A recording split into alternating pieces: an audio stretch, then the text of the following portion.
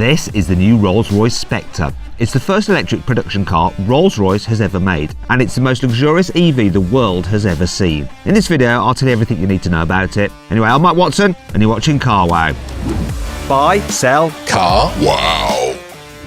The new Spectre isn't a saloon like the Phantom and the Ghost, and it's definitely not an SUV like the Cullinan. It's a gigantic two-door coupe. But let's get one thing straight. The new Spectre is not a replacement for the old Wraith coupe. For starters, it doesn't have a huge V12 engine like that car, but it's also a whole lot bigger. The Spectre is almost 5.5 meters long and over 2 meters wide. That's more than 18 centimeters longer than the old Wraith and over 13 centimeters wider. It's the same length as a long wheelbase Mercedes S-Class Maybach. It's so big that Rolls-Royce calls it a super coupe. And because of all of this, it's better to think of the new Spectre as a successor to the old Phantom coupe. In fact, Rolls-Royce says it took inspiration from the old Phantom coupe when it was designing the new Spectre. I can see what they mean about the two-piece headlights, but nowadays they just remind me of cars like the BMW i7 and the XM. At least you won't have any trouble recognising the massive Rolls-Royce grille. This is the widest grille ever fitted to a Rolls-Royce production car. It comes with moody backlighting too. This uses 22 individual LEDs to reflect light off the backsides of each vertical bar to give a soft, diffused effect. It's definitely a classier look than the sharpening and outline you get on a BMW i7's grille. That's not the only thing about the Spectre that's designed to be relatively subtle.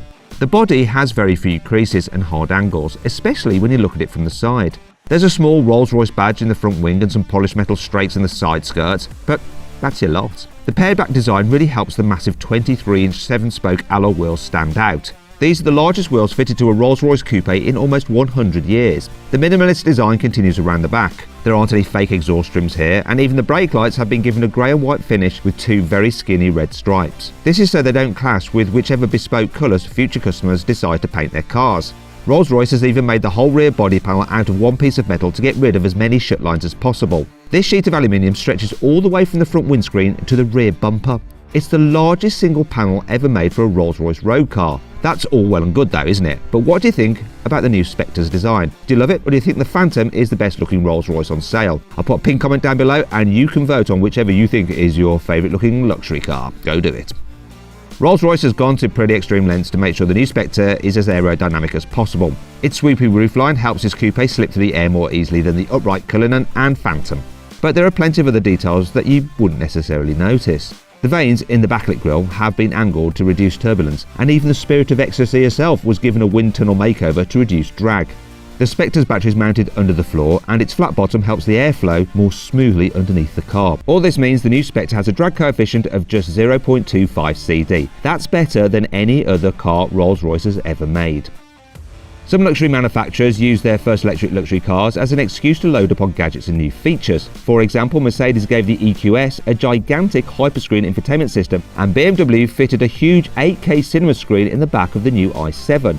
Rolls-Royce has taken a very different approach though. Check out the new Spectre's interior. It looks almost exactly the same as the cabin you get in a Rolls-Royce Ghost. You get the same air vents, physical controls, central touchscreen as in that car. There are some very important differences though. You can ask Rolls-Royce to customise the graphics on the various screens to match the design of your car's interior. And the illuminated dashboard has a new Spectre pattern that's made up of 5,500 tiny backlit holes. You can also extend the starlight headlining down onto the car's doors for the first time in any Rolls-Royce. This is made up of 4,796 individual stars, and you'll be able to personalise this to show any constellation you want, just like in the Ghost and Phantom. The Spectre is being put through the most intensive testing programme of any Rolls-Royce ever. By the time it goes on sale, various prototypes will have driven more than 1.5 million miles. It will take the average Rolls-Royce owner 400 years to drive their car that far. But Rolls-Royce isn't finished yet. It still has tweaks to make, so it hasn't confirmed a final range figure for its new electric car yet. Although it said the finished car should have around 320 miles of range according to the latest tests. That's a pretty decent figure, but it's almost 70 miles less than the new BMW i7 can manage. That car has up to 387 miles of claimed range. The Mercedes EQS can go even further on a full charge. Mercedes says the longest range versions can drive up to 453 miles on a full battery. But how many Rolls-Royce owners are going to be driving more than 300 miles at a time? They probably have their own helicopters for trips like that. How does the new Spectre stack up against other new electric cars in terms of performance? Well, this new Rolls-Royce EV has an electric motor on each axle, giving it four-wheel drive. With these motors working at full whack, you get 585 horsepower and 900 Newton meters of torque. That's enough power to accelerate this ultra-luxurious coupe from 0 to 62 miles an hour in 4.5 seconds. That's a few tenths of a second quicker than the new BMW i7, and it's only about a second slower than the top specification Mercedes EQS 53. What's even more impressive is that the Rolls-Royce Spectre manages to be that quick despite being one of the heaviest road cars you can buy. It tips the scales at 2,975 kilos. That's more than 300 kilograms heavier than Rolls-Royce's Cullinan. Let's put raw speed to one side for a second. You don't buy a Rolls-Royce because it's sporty to drive, do you? You buy one because you want to waft about in silence, and driving the Spectre is probably going to feel like sitting in a sensory deprivation chamber. For starters, it comes with electric motors instead of an internal combustion engine, so there'll be almost no noise at all when you push accelerator. And Rolls-Royce has also found a way to use the Spectre's huge battery as a massive piece of sound deadening.